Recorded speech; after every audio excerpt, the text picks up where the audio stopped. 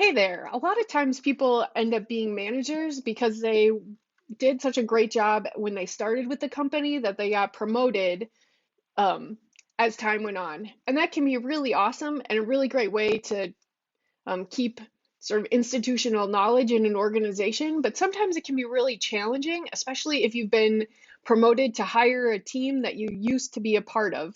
Have you had that happen before?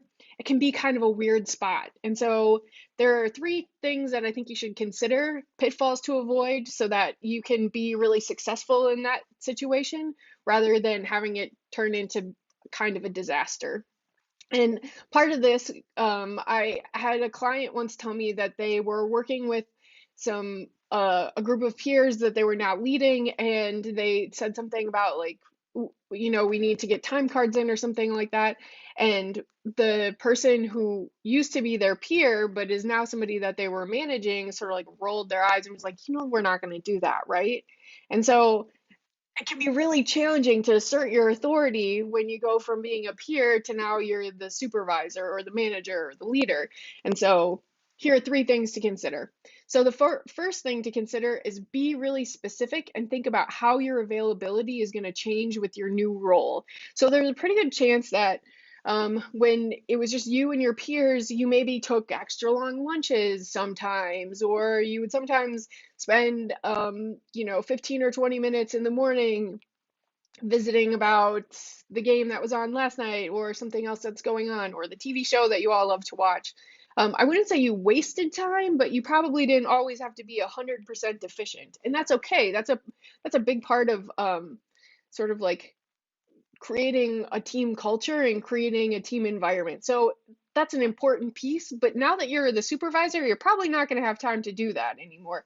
And so you want to be really think through really specifically, like, how is your availability going to change? And what do you need to tell people about? So maybe the group always had lunches on one day during the week, and now you're not going to be able to do that. That's okay, but if that's something that connection time is really important to you, think of a different way. Can you meet just one day a month that's set up ahead of time, or is there a happy hour or something that you can do outside work hours that can still fulfill that connection time, but is outside of work because maybe you're not going to have time to do that anymore. The second thing that can be really challenging when you start managing your peers is that your responsibilities are going to change. And you want to start thinking about how specifically are your responsibilities going to change, and so that you can communicate that to your team as well. So by that I mean, like, maybe there's a report that you sort of like all used to snicker about, that you hated filling out the forms, you razzed the report on your instant messenger. It was just sort of like the thing that everybody really disliked doing and didn't see a point to. But if you're the supervisor or the manager, now it might be your responsibility to make sure that everybody's filling out that form or that report and getting the data. And now you might have a better understanding too of um, how that report and that data fits into a bigger picture with the whole leadership team of your organization. And so it might feel a little bit hypocritical that now you used to like roll your eyes about this particular report, and now you're having to be the one to say like, we got to fill this out, it's going to be fun. So don't try that. That's probably not going to work. But just be really honest and authentic and let people know, hey, I know that we in the past always sort of made fun of this report, but now I understand why it's important. Here's why it matters. And so I really need you to help out making sure that we get this done, because this is why it's important. So being able to contextualize that for your team, they're probably not going to all like walk into work whistling a happy tune, or like, all of a sudden do a 180 on their attitude towards the report, but they are going to understand why it's important. And especially if you have that personal connection with them from before you were the supervisor, hopefully that those two things in conjunction will help you still make things happen, because you're not demanding, but you're letting people know why it's important and you're leading them that way. That's a really effective way to be a leader on your team. Okay, tip number three, be prepared. And you really need to communicate repeatedly the changes that you're going to have to make with your team. Um, have you ever learned how to do a new skill? When I was writing this content, I was thinking about the time that I learned how to ski and or downhill ski, and I am not good at downhill skiing. My nickname is Crash. Like I am not good. But so, you go through like the half an hour tutorial of here's how you do it, and you've got these skis and poles and like so, and then you take the lift up to the top of the hill and you're standing there and everything starts moving and you're trying to remember like, okay, what did they tell me? And I can't get my hands right.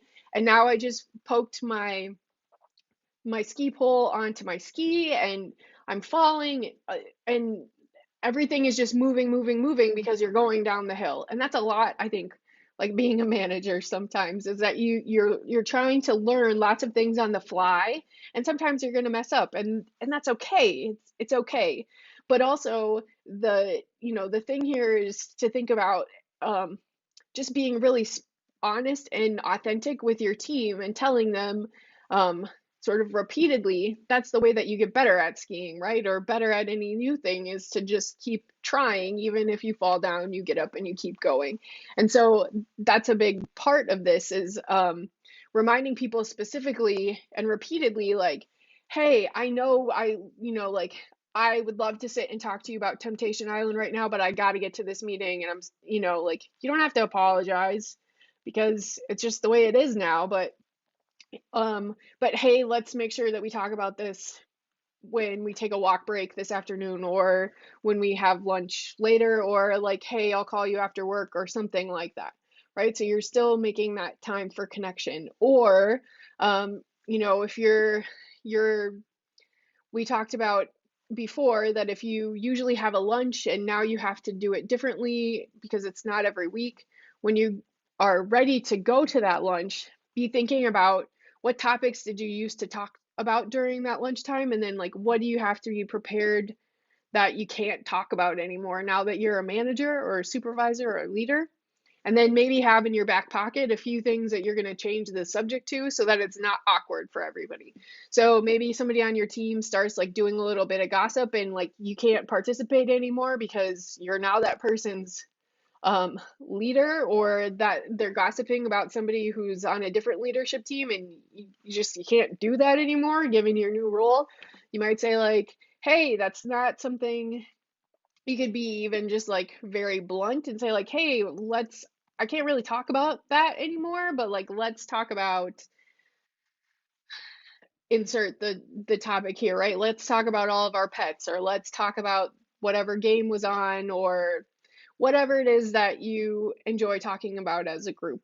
But and it might take some time, and it's going to take some practice and some patience and persistence in reminding people that like, hey, I'm still me, but my responsibilities and my availability has changed, and like this is how it's changed and it's going to stay this way. So you just have to keep reminding people that like your boundaries have shifted a little bit, and that's okay, because as a leader, your superpowers are your time and your energy, and no one else is going to help you protect those except yourself. So the more that you can learn how to um, delegate and protect your resources in that way, the better off you're going to be and the more successful you're going to be.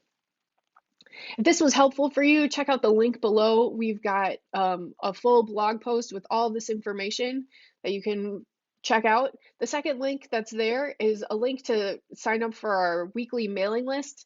The newsletter is called a 3-minute leader boost, and it's honestly 3 pieces of information for you to just think about as you're going through your week and juggling all the things that you juggle. I know that you don't have time for something that is big and long and lengthy, but especially you don't have time for content that's not going to help you do your job better. And this is content that's going to help you do your job better, because I needed that when I was a manager, and I want to make sure that you have access to that as well. So click on the link and sign up. All right, keep rocking, and I look forward to connecting with you soon.